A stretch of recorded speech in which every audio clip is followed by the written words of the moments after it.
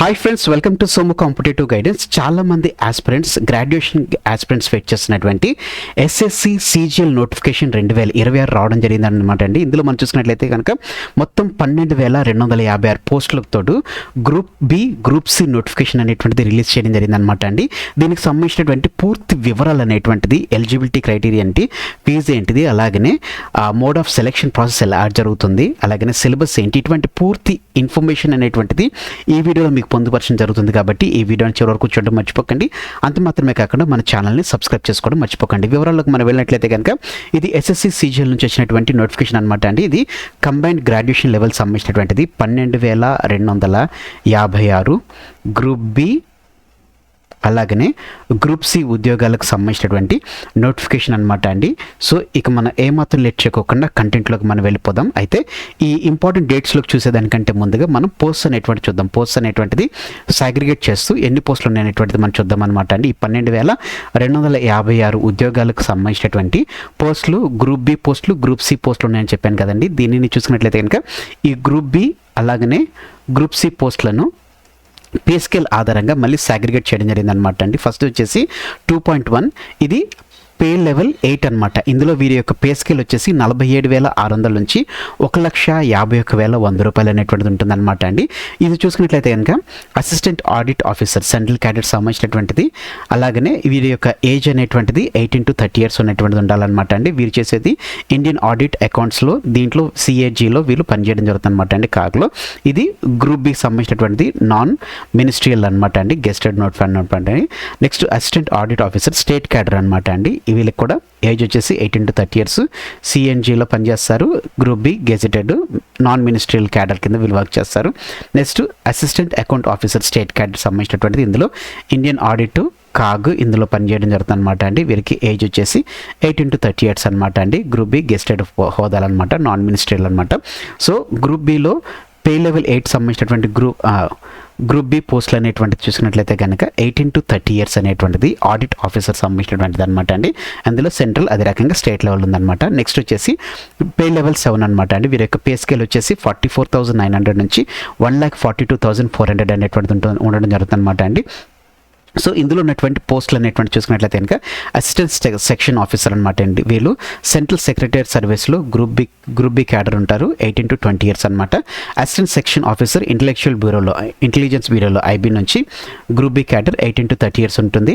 Next assistant section officer ministry of railways నుంచి group B cadre 18 to 30 years అనేటువంటిది ఉంటుంది అనమాట అండి. Next assistant section officer ministry of external affairs సంబంధించినటువంటిది group B officer 20 to 30 years అనేటువంటిది age criteria ఉంటుంది.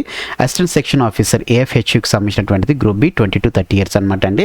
Assistant section officer ministry of electronics and information టెక్నాలజీకి సంబంధించినటువంటి వీరి యొక్క ఏజ్ వచ్చేసి 18 to 30 years అనమాట అండి. అసిస్టెంట్ సెక్షన్ ఆఫీసర్ అలాగనే అసిస్టెంట్ ఆఫీసర్ సంబంధించినటువంటి అదర్ మినిస్ట్రీస్ డిపార్ట్మెంట్ ఆర్గనైజేషన్ అనమాట అండి.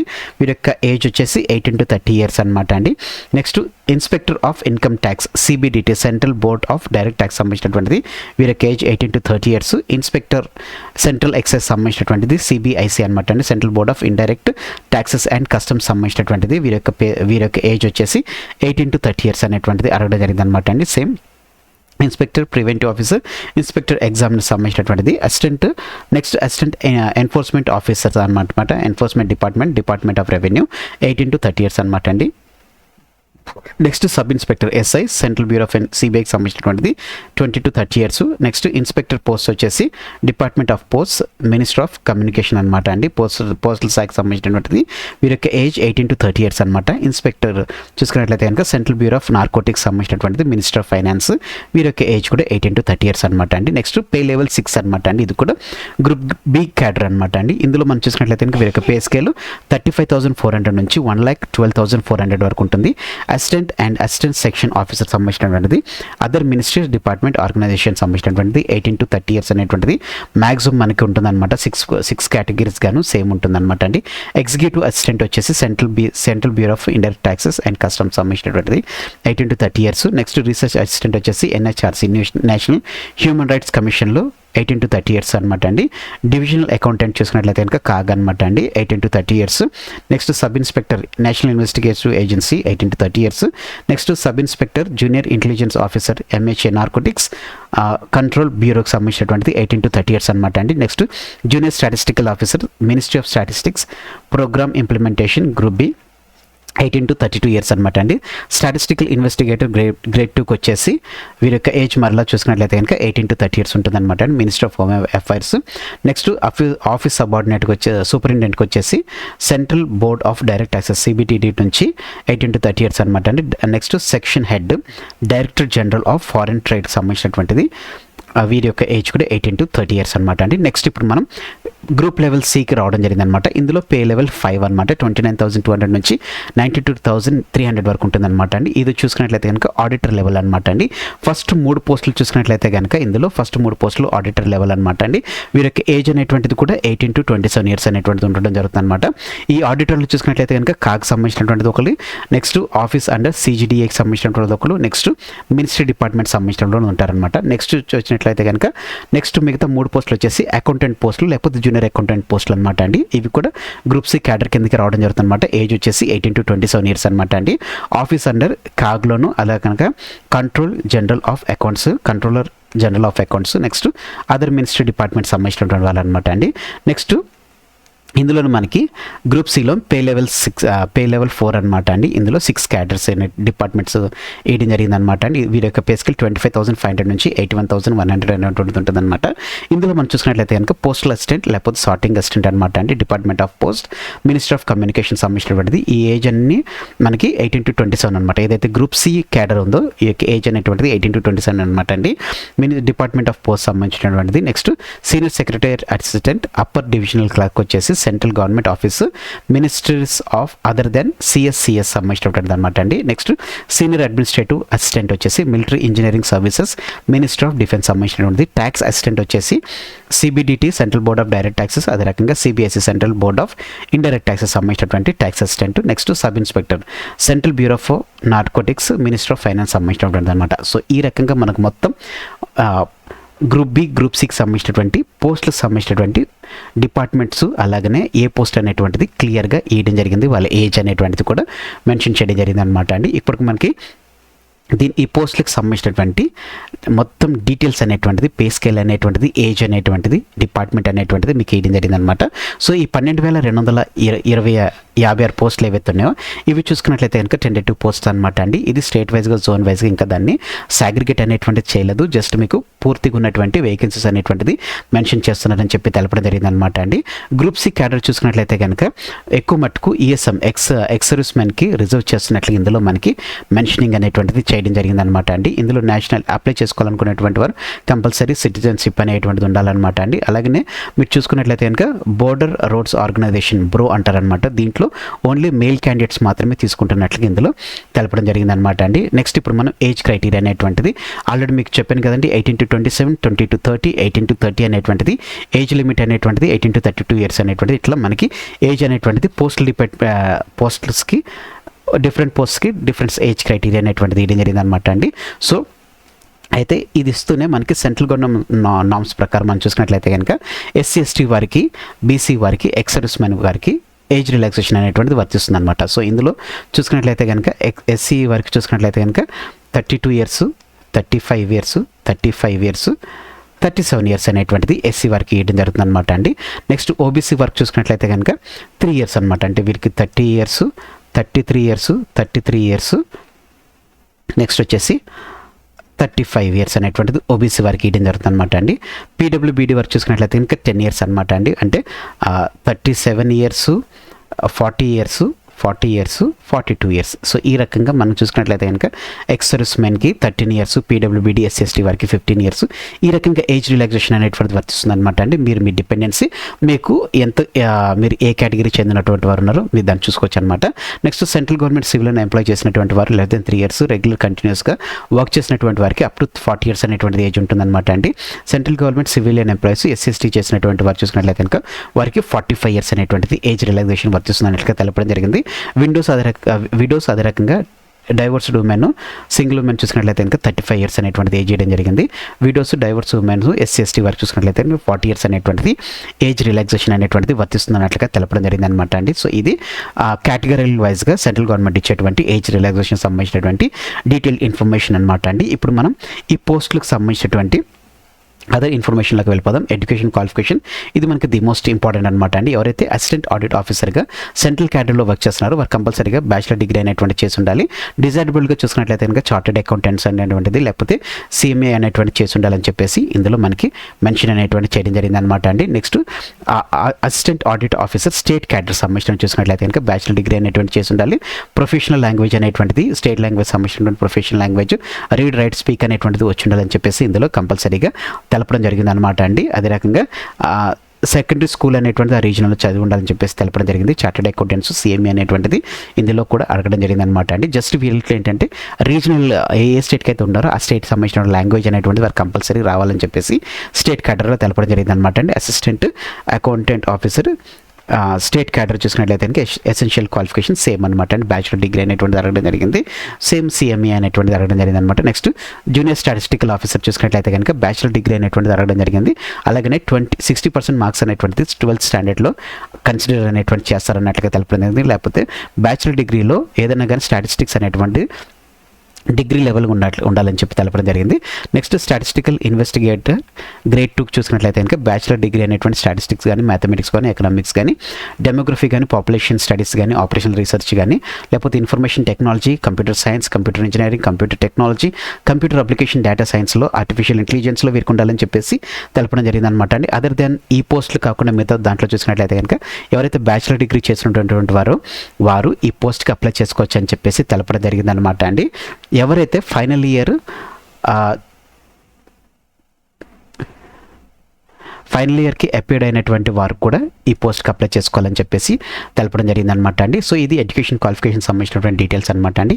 అప్లై ఎలా చేసుకోవాలనేటువంటిది నేను మీకు ఫర్దర్గా తెలుపుతాను. అయితే మీ OTPR చేసుకోవాలి. దానికి సంబంధించినటువంటి మీ డాక్యుమెంట్స్ అనేటువంటిది ఉండాలి. ఫోన్లో మీ ఫోటో అనేటువంటిది అప్లోడ్ చేసిన తర్వాత డైరెక్ట్గా మీ ఫోటో అనేటువంటిది స్కాన్ చేసి మీరు ఫిజికల్గా మీ ఫోటో అనేటువంటిది లైవ్గా మీ ఫోటో అనేటువంటిది ఇవ్వాలి. సిగ్నేచర్ తమ్ ఇంప్రెషన్ ఇవన్నీ యాజ్ పర్ ద మనం అప్లికేషన్ ఫిల్ చేసేటప్పుడు చెప్తాను. అయితే అప్లికేషన్ ఫీజు అనేటువంటిది 100 రూపీస్ అనేటువంటిది ఇవ్వడం జరిగింది అనమాట అండి.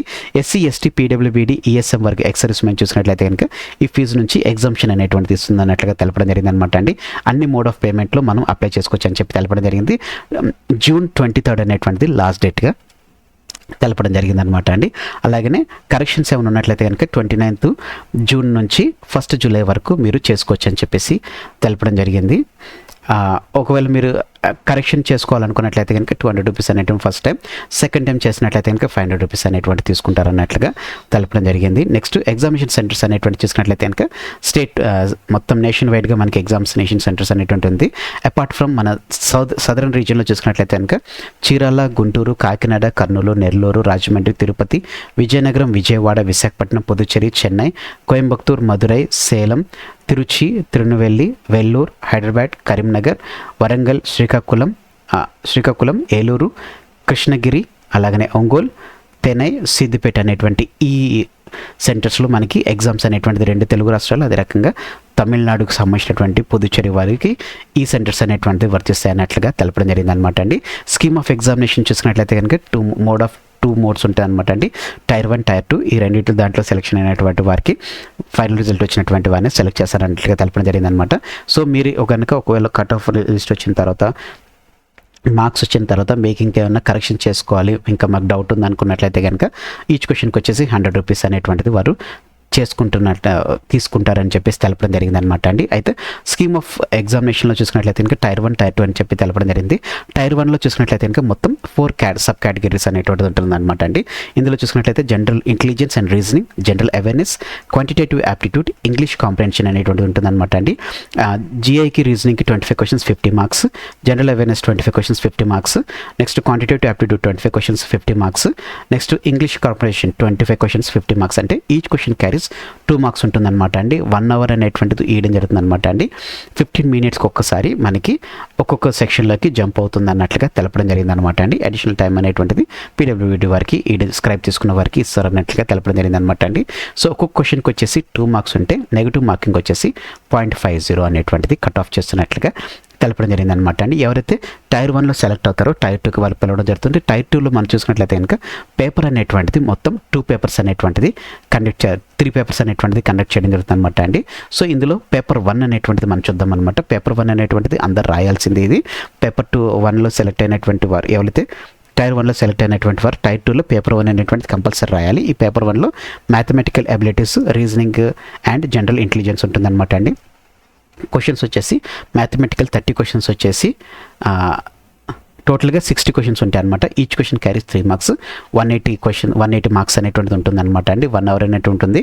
సెక్షనల్ టైమింగ్స్ అనేటువంటిది 30 మినిట్స్కి వచ్చేసి మ్యాథమెటికల్ అబిలిటీస్, నెక్స్ట్ 30 మినిట్స్ వచ్చేసి రీజనింగ్ అండ్ జనరల్ ఇంటెలిజెన్స్కి వస్తుంది అనమాట అండి. స్క్రైబ్ తీసుకున్న వారికి ఇంకో 10 మినిట్స్ అనేటువంటిది ఎక్స్ట్రా ఇవ్వడం జరుగుతుంది అనమాట. నెక్స్ట్ సెక్షన్ 2 వచ్చేసి language, English language and comprehension, general awareness అనమాట అండి. ఈ రెండు కలిపి 70 క్వశ్చన్స్ ఉంటాయి. 70 questions, each question carry 3 marks, 10 minutes అనేటువంటిది ఉంటుంది అనమాట అండి. దీనికి కూడా 1 అవర్ టైం ఉంటుంది. సో ఇందులో 1 అవర్ టైం తర్వాత మనకి 40 మినిట్స్ అనేటువంటి చూసుకున్నట్లయితే కనుక జనరల్ అవేర్నెస్ సంబంధించిన ఉంటుంది అనమాట అండి. 20 మినిట్స్ చూసుకున్నట్లయితే కనుక కాంప్రహెన్షన్కి సంబంధించి ఉంటుంది అన్నట్టుగా ఇందులో మనకి తెలపడం జరిగింది అనమాట అండి. స్క్రైబ్కి చూసుకున్నట్లయితే కనుక ఎక్స్ట్రా టైం అనేటువంటి ఉంటుంది. నెక్స్ట్ సెక్షన్ 3 వచ్చేసి కంప్యూటర్ నాలెడ్జ్ అనమాట. 20 క్వశ్చన్స్ ఉంటాయి. 60 మార్క్స్, 50 మినిట్స్ అనేటువంటిది ఉంటుంది. ఫస్ట్ సెక్షన్ 3 అండ్ సెక్షన్ 4 అనేటువంటిది అనమాట. 20 మినిట్స్ ఫర్ స్క్రైబ్ అనేటువంటిది ఎక్స్ట్రా ఇస్తున్నట్లుగా తెలపడం జరిగింది. నెక్స్ట్ సెక్షన్ 2లో చూసుకున్నట్లయితే కనుక 50 మినిట్స్ డేటా ఎంట్రీ ఆపరేటర్ అనమాట అండి.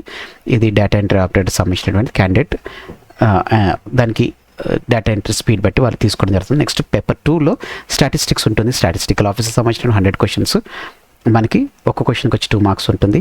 200 మార్క్స్ అనమాట. 2 అవర్స్ అనేటువంటిది డ్యూరేషన్ ఉంటుంది. స్క్రైబ్కి వచ్చేసి 40 minutes extra. Next general studies, finance and economics సంబంధించినటువంటి 100 questions, 2 marks each, 200 marks. 2 hours అనేటువంటి స్టిపులేటెడ్ టైం ఉంటుంది. 240 మినిట్స్ అనేటువంటి స్క్రైబ్కి ఇవ్వడం జరుగుతుంది అనమాట అండి. సో ఈ రకంగా ఎవరైతే పేపర్ 2లో చూసినట్లయితే, టైర్ 2లో చూసినట్లయితే పేపర్ 1, పేపర్ 2, నెక్స్ట్ పేపర్ 3 అనేటువంటిది సపరేట్ షిఫ్ట్స్లో సేమ్ డేలో కండక్ట్ చేస్తారని చెప్పి తెలపడం జరిగింది. పేపర్ 1 పేపర్ 1 అనేటువంటిది కంపల్సరీగా అన్ని పోస్టులకు సంబంధించిన. పేపర్ 2 చూసుకున్నట్లయితే కనుక ఎవరైతే స్టాటిస్టికల్ ఆఫీసర్ జేఎస్ఓకి సంబంధించిన చేస్తున్నారో, ఇన్వెస్టిగేటివ్ గ్రేడ్కి సంబంధించి చేస్తున్నారో వారు కంపల్సరీ అనమాట అండి. పేపర్ 3 చూసుకున్నట్లయితే కనుక ఎవరైతే టైర్ 1లో assistant officer, assistant account officer పనిచేస్తారు వాళ్ళకి మాత్రం ఇది కావాలని చెప్పేసి తెలపడం జరిగింది అనమాట అండి. నెక్స్ట్ పేపర్ 1లో 4 సెక్షన్స్ అనేటువంటిది ఉంది. ఒక సెక్షన్ వచ్చేసి mathematical abilities and reasoning and general intelligence. Section 2 వచ్చేసి English language and comprehension. Section B వచ్చేసి జనరల్ అవేర్నెస్. సెక్షన్ 3 వచ్చేసి computer knowledge and test. Section 4 వచ్చేసి డేటా ఎంట్రీ స్పీడ్ టెస్ట్ అనమాట అండి. Next paper 1 will be conducted in 2 sessions, session 1 and session 2 on the same day అని చెప్పేసి మనకి ఈయడం జరిగింది అనమాట అండి. సో ఈ రకంగా మనకి ఎగ్జామ్ అనేటువంటిది మోడ్ ఆఫ్ సెలెక్షన్కి జరుగుతుంది. సెక్షన్ 3 అనేటువంటిది కంప్యూటర్ టెస్ట్ అనమాట. ఇది మ్యాండేటరీ, కాకపోతే క్వాలిఫైయింగ్ నేచర్లో తీసుకోవడం జరుగుతుంది అనమాట అండి. పేపర్ 3 కూడా డేటా ఎంట్రీ స్పీడ్ టెస్ట్ అనేటువంటిది కూడా కంపల్సరీగా చేయాలన్నమాట అండి. ఇది కూడా క్వాలిఫైయింగ్ నేచర్లోనే తీసుకుంటున్నట్లుగా తెలపడం జరిగింది అనమాట అండి. ఇండికేటివ్ సిలబస్ అంటే జనరల్ ఇంటెలిజెన్స్, రీజనింగ్లో ఏమేమి సిలబస్ ఉంటాయి అనేటువంటిది ఇక్కడ మనకి డీటెయిల్గా ఇవ్వడం జరిగింది అనమాట అండి. ఈ డీటెయిల్స్ కూడా చెప్పుకుంటూ వెళ్తే వీడియో అనేటువంటిది ల్యాగ్ అవుతుంది కాబట్టి మీరు చూసుకోండి. Next English comprehension, indicative syllabus tier 2కి సంబంధించి చూసుకున్నట్లయితే కనుక mathematical number systems, fundamental arithmetics, algebra, geometry, mensuration, trigonometry, statistics and probability అడగడం జరిగింది అనమాట అండి. రీజనింగ్ అండ్ జనరల్ ఇంటెలిజెన్స్ సంబంధించినటువంటి క్వశ్చన్స్ అనేటువంటిది, వెన్ డయాగ్రామ్స్, సిలాయిజమ్స్, ఇవన్నీ మనకి ఇక్కడ క్రిటికల్ డయాగ్రామ్స్ ఇవన్నీ మనకి ఇవ్వడం జరిగింది అనమాట అండి. నెక్స్ట్ పేపర్ 1 లాంగ్వేజ్ సంబంధించినటువంటిది. నెక్స్ట్ పేపర్ 2 జనరల్ అవేర్నెస్ సంబంధించినటువంటిది. నెక్స్ట్ కంప్యూటర్ నాలెడ్జ్ సంబంధించిన computer basics, software, working and internet, emails, basic network and cyber security అనేటువంటిది అడగడం జరిగింది. పేపర్ 2 వచ్చేసి స్టాటిస్టిక్స్ సంబంధించినటువంటిది అనమాట అండి. స్టాటిస్టిక్స్ సంబంధించినటువంటి టాపిక్స్. నెక్స్ట్ పేపర్ 3 వచ్చేసి general studies, finance and economics సంబంధించినటువంటిది అనమాట అండి. సో ఈ రకంగా మొత్తం సాగ్రిగేట్ అనేటువంటిది చేయడం జరిగింది. ఎకనామిక్స్ అండ్ గవర్నెన్స్కి 120 మార్క్స్ అనేటువంటిది ఇవ్వడం జరిగింది. ఇండియన్ ఎకానమీకి సంబంధించినటువంటిది economic reforms, liberalisation, privatisation, globalisation, LPG అంటారనమాట. నెక్స్ట్ మనీ బ్యాంకింగ్ సంబంధించినటువంటిది. నెక్స్ట్ అడ్మిషన్స్, ఎగ్జామినేషన్స్ అనేటువంటిది ఇక్కడ మనకి ఇవ్వడం జరిగింది అనమాట. సో ఈ రకంగా మనం చూసుకున్నట్లయితే కనుక సిలబస్ అనేటువంటిది కూడా ఉండడం జరిగింది అనమాట అండి. ఎవరైతే ఆధార్ సెంటర్ మనం వెళ్ళే ముందే ఆధార్ అథెంటిఫికేషన్ అనేటువంటిది మనం చేసుకోవాలన్నమాట అండి. ఆన్లైన్లో చేసుకోవచ్చు. ఒకవేళ చేసుకోకపోతే కనుక మీరు 1 hour బిఫోర్ అనేటువంటిది వెళ్ళాలని చెప్పేసి ఇందులో తెలపడం జరిగింది అనమాట అండి. ఎగ్జామ్కి వెళ్ళేవారు ఆధార్ కార్డ్ కానీ, ఓటర్ ఐడి కానీ, డ్రైవింగ్ లైసెన్స్ కానీ, పాన్ కార్డ్ కానీ, పాస్పోర్ట్ కానీ, ఐడి కానీ, ఎంప్లాయర్ ఐడి కానీ, ఎక్స్ సర్వీస్మెన్ కానీ, ఏదన్నా కానీ మీ ఐడి అనేటువంటిది ఏదైతే గవర్నమెంట్ ద్వారా ఆథరైజ్ చేసినటువంటి, సెంట్రల్ గవర్నమెంట్ ద్వారా ఆథరైజ్ చేసినటువంటిది ఇవ్వాలన్నమాట అండి. డాక్యుమెంట్ వెరిఫికేషన్ సమయంలో మీరు తీసుకెళ్లాల్సినటువంటిది కంపల్సరీ ఇవ్వడం జరుగుతుంది అనమాట అండి. అప్లికేషన్ చేసేటప్పుడు మీ matriculation, education qualification certificate, caste certificate, ఒకవేళ డిసబిలిటీ ఉంటే కనుక డిసబిలిటీ సర్టిఫికేట్, ఎక్స్ సర్వీస్మెన్ అయితే కనుక ఎక్స్ సర్వీస్మెన్ సర్టిఫికేట్, ఏమన్నా ఏజ్ రిలాక్సేషన్ అడుగుతుంటే కనుక దానికి సంబంధించినటువంటిది. నెక్స్ట్ ఒకవేళ మీరు వర్క్ చేస్తుంటే ఎన్ఓసి అనేటువంటిది అడుగుతారనమాట. సో ఈ రకంగా ఈ సర్టిఫికేట్స్ అనేటివి ఉండాలి. కాకపోతే అన్నీ ఉండాల్సిన అవసరం లేదు. మీకు ఏదైతే అవసరమేంటో వాటిని మాత్రం తీసుకోవాలి. మోడ్ ఆఫ్ సెలక్షన్లో మనం చూసుకున్నట్లయితే కనుక Tier 1 నుంచి Tier 2కి తీసుకున్నట్లయితే కనుక your 30%, OBC 25%, all other category 20% అనేటువంటి మార్క్స్ వచ్చినటువంటి వారిని మిగతా దానికి తీసుకుంటారంటారు. కానీ ఎవరికైతే పోస్టులను బట్టి ఉన్నటువంటి దానిలో రేషనలైజేషన్ చేసిన తర్వాత ఎవరికి 1:10 కానీ, ఒక పోస్ట్కి వచ్చేసి 10 మెంబర్స్ని కానీ, ఒక పోస్ట్కి వచ్చి 15 మందిని మనం తీసుకుంటారు. సో హైయెస్ట్ 15 మెంబర్స్లో ఉన్నటువంటి వారికి మాత్రమే చోటు దక్కుతుంది. ఇది జస్ట్ మనకి ఇయడానికి మాత్రమేనమాట అండి. ఇది మీరు గుర్తుపెట్టుకోండి. నెక్స్ట్ మనం చూసుకున్నట్లయితే కనుక డీటెయిల్స్ అనేటువంటిది మీకు ఆల్రెడీ Tier 1 ఇవన్నీ ఇవ్వడం జరిగింది. మాల్ ప్రాక్టీస్ చేసుకుంటే కనుక మీకు ఫైన్ అనేటువంటిది వర్తిస్తుందని చెప్పేసి ఇవ్వడం జరిగింది. ఇక మ్యాక్సిమం దీంట్లో మీకు ఎస్ఎస్సి సీజీఎల్ సంబంధించినటువంటి డీటెయిల్స్ అన్నింటినీ నేను మీకు పొందుపరచడం జరిగింది అనమాట అండి. అయితే ఇప్పుడు దీనికి సంబంధించినటువంటి ఆన్లైన్ అప్లికేషన్ స్టార్టింగ్ డేట్ ఏంటి, ఎండింగ్ డేట్ ఏంటి అనేటువంటిది ఇప్పుడు చూద్దాం. ఆన్లైన్ అప్లికేషన్ వచ్చేసి ఈ రోజున స్టార్ట్ అవ్వడం జరుగుతుంది అనమాట అండి.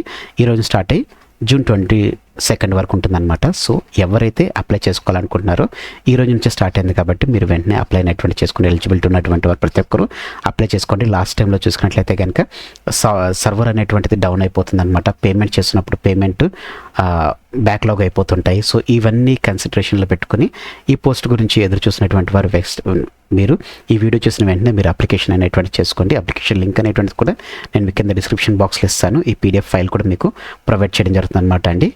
సో అప్లికేషన్ ఎండింగ్ అనేటువంటి 22 తోటి అయిపోతుంది. పేమెంట్ వచ్చి 23 తోటి అయిపోతుంది. కరెక్షన్ గురించి 29 నుంచి 1 జూలై వరకు ఉంటుంది. ఆగస్ట్ నుంచి సెప్టెంబర్ మధ్యలో మనకి Tier 1 ఎగ్జామ్ అనేటువంటిది కండక్ట్ చేస్తారు. అన్ని CBT బేస్డ్ ఉంటుంది.